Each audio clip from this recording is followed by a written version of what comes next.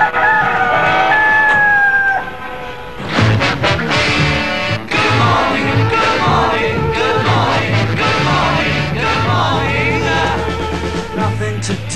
save his life, call his wife in.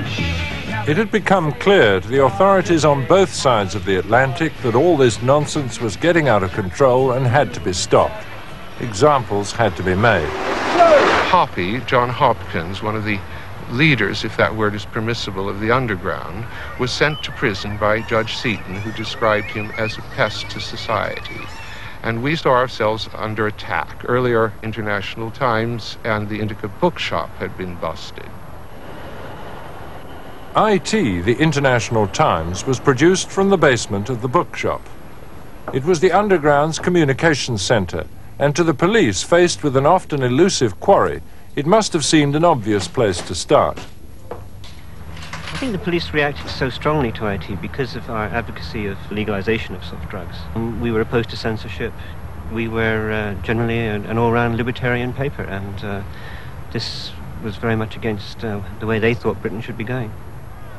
There was a meeting of Hoppy's friends the next day. I brought up my idea of an advertisement. Miles said he thought he knew where he could raise the money. It was pretty black and white at the time. It was like, a lot of people are doing it. Certainly were a lot of people doing it. It's like, why make criminals of them all was the basic thought. On July the 24th, 1967, 64 people, well known variously in medicine, politics and the arts, including the four Beatles, put their names to a full-page petition in the London Times under the bold heading, "The law against marijuana is immoral in principle and unworkable in practice."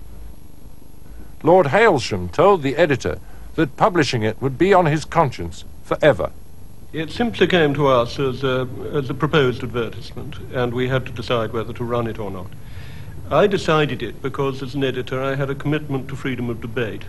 I'm quite convinced that even if you very strongly disapprove of views which are being put forward, that as an editor you actually have a duty to allow free debate to take place.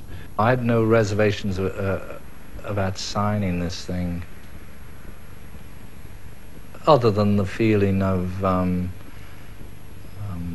the excitement of knowing that you were putting yourself on the line, and that you know that there was always going to be somebody who would come later and knock on your door.